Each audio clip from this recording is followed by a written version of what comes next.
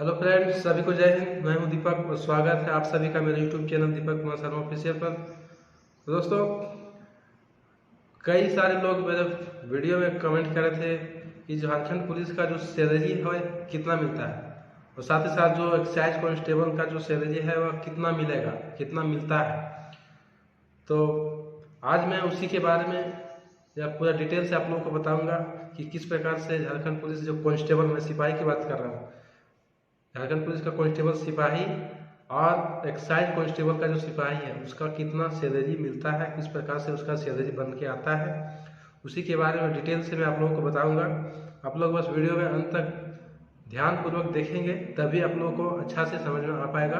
मैं पूरे आसान शब्दों में एक एक करके सभी के बारे में बताऊंगा, क्या क्या कितना किसमें कितना भत्ता हम लोगों को मिलता है।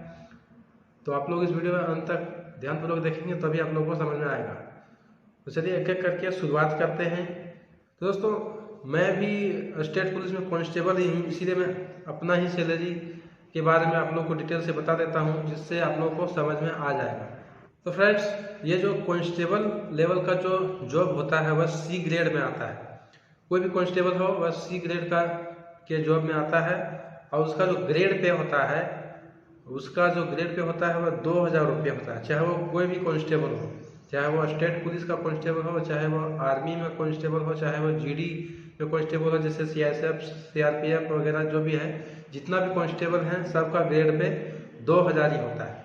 अब हम लोग बात करते हैं जो कांस्टेबल का जो बेसिक सैलरी मिलता है वह बढ़ते रहता है, उसका डीए में बढ़ोतरी होते रहता है। डीए का अगर बात कहें तो डीए का फुल फॉर्म हो गया डियरनेस अलाउंस, और इसका मतलब हिंदी में हो गया महंगाई भत्ता। तो महंगाई भत्ता में वृद्धि होते रहता है, जिसके कारण वेतन में भी बढ़ोतरी होते रहता है। तो अगर महंगाई भत्ता की बात करें तो अभी जो वर्तमान में हम लोग का जो महंगाई भत्ता है वह है 46%।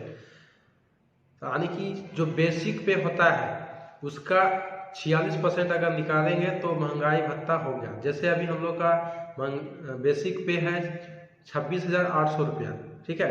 तो 26,800 रुपये का अगर हम 46% निकालते हैं तो वही हम लोग का हो गया डीए, यानी कि महंगाई भत्ता। 26,800 रुपये का 46% हो गया 12,328 रुपया, ठीक है। ये हम लोग का हो गया डीए। इसके अलावे कई तरह के भत्ते मिलते हैं हम लोगों को, ऐड होते रहता है, और इन सभी भत्तों को मिला करके जो नेट पेमेंट बनता है वह हम लोग को अकाउंट में आता है। तो और भी बताते हैं क्या क्या भत्ता हम लोग को मिलता है। एक भत्ता हो गया हम लोग का HRA, यानी कि हाउस रेंट अलाउंस, जो हम लोग को रहने के लिए रुपये के रूप में दिया जाता है, वह हो गया हाउस रेंट अलाउंस, जिसका वैल्यू है 2,412 रुपया। तो 2,412 रुपया हम लोग को मिलता है HRA के रूप में।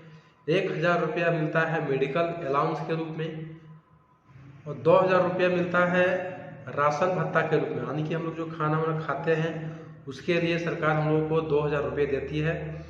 इसके अलावा राइफल सफाई जो होता है उसका भत्ता के रूप में हम लोग को 65 रुपया मिलता है, और साथ ही साथ 100 रुपया का भत्ता मिलता है हम लोग को वर्दी धुलाई के लिए। तो दोस्तों, अगर बेसिक पे को मिला करके और साथ ही जो भत्ता मैंने बताया सभी को मिला करके अगर पूरा नेट जो पेमेंट हम लोग का बनता है वह बनता है अभी वर्तमान में 44,705 रुपये। उसमें से हम लोग को टैक्स के रूप में डिडक्शन यानी कि काट लिया जाता है 130 रुपये। तो अगर नेट पेमेंट अभी इसको टैक्स काट करके बनता है 44,575 रुपया। तो 44,575 रुपये जो पेमेंट बनता है उसमें से आप पेंशन के रूप में GPF के रूप में कटा सकते हैं। वो आप पे डिपेंड करता है कि कितना कटाना है। कोई 5,000 कटाता है तो कोई 6,000 कटाता है, कोई 8,000, कोई 10,000 कटाता है। वो आप पे डिपेंड करता है कि आप पेंशन के रूप में कितना लेना चाहते हैं। अगर जितना ज़्यादा अभी कटाएंगे पेंशन के रूप में उतना ही ज़्यादा आप लोगों को पेमेंट मिलेगा। तो दोस्तों, ये जो कांस्टेबल का जो पेमेंट मिलता है वह सभी जगह अलग अलग हो सकता है। आप लोग देखते होंगे कि किसी का पेमेंट ज़्यादा मिल रहा है, किसी का पेमेंट कम मिल रहा है। तो इसका कारण भी है, उसको अलाउंस के रूप में कुछ एक्स्ट्रा पैसे दिए जाते हैं। जैसे कि अगर आप किसी नक्सलाइट एरिया में ड्यूटी करते हैं, जैसे कश्मीर हो गया, छत्तीसगढ़ हो गया, उस सब एरिया में आप लोग जैसे कोई भी ड्यूटी करता है तो उसको रिस्क अलाउंस के रूप में कुछ एक्स्ट्रा पैसे उसको दिए जाते हैं। इसके अलावा अगर स्टेट पुलिस की बात करें तो सभी डिस्ट्रिक्ट में सेम पेमेंट नहीं मिलता है, अलग अलग होता है। उसका कारण यह है कि किसी किसी डिस्ट्रिक्ट में सिटी अलाउंस मिलता है, जो सिटी के रूप में आते हैं कोई भी स्टेट में, उसका अलाउंस बढ़ जाता है। इसी के चलते किसी का पेमेंट कम हो जाता है, किसी का पेमेंट अधिक हो जाता है। तो दोस्तों कुल मिलाकर के देखा जाए तो एक अच्छा खासा मतलब ठीक ठाक पेमेंट कांस्टेबल ग्रेड को मिल जाता है। तो ये वीडियो को अच्छे तरीके से देखने के बाद हमको नहीं लगता कि आप लोगों के मन में कोई डाउट बचा होगा, और फिर भी अगर कोई डाउट है तो आप बेहिचक कमेंट करके पूछ सकते हैं, मैं आप लोगों को बताऊंगा, डिटेल से बताऊंगा।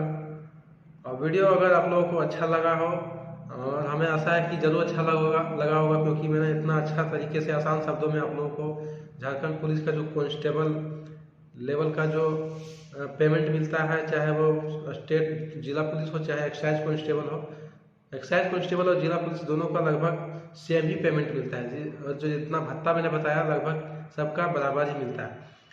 तो उम्मीद करता हूँ कि आप लोगों को वीडियो अच्छा लगा हो और मेरे चैनल को सब्सक्राइब कर लें ताकि इसी तरह की कई महत्वपूर्ण जानकारियाँ आप लोगों को मैं देता रहूँगा।